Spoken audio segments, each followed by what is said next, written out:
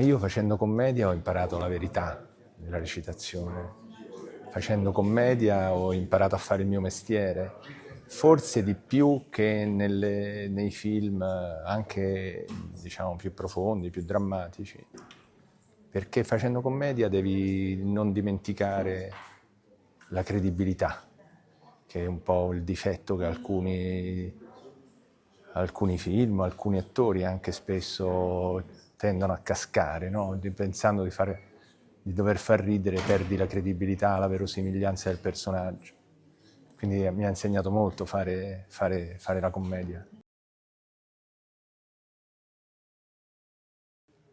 Io non so se definirmi un attore comico, nel senso che poi me lo dicono, ci credo anche, ma per me non c'è molta differenza, ecco, e non deve esserci.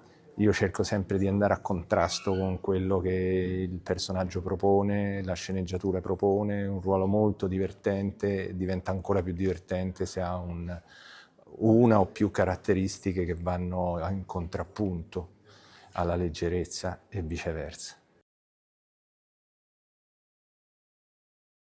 Per me è un rischio perché a volte non riesci neanche a percepire il riscontro che può avere un'opera se non hai dei dati precisi per capire quante persone lo hanno apprezzata, quanti l'hanno vista, quanti l'hanno criticata, eccetera.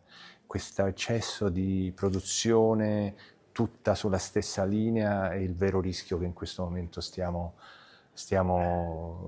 vivendo, l'omologazione sia dei contenuti per seguire il gradimento non del pubblico vero ma di un pubblico algoritmico è molto pericoloso.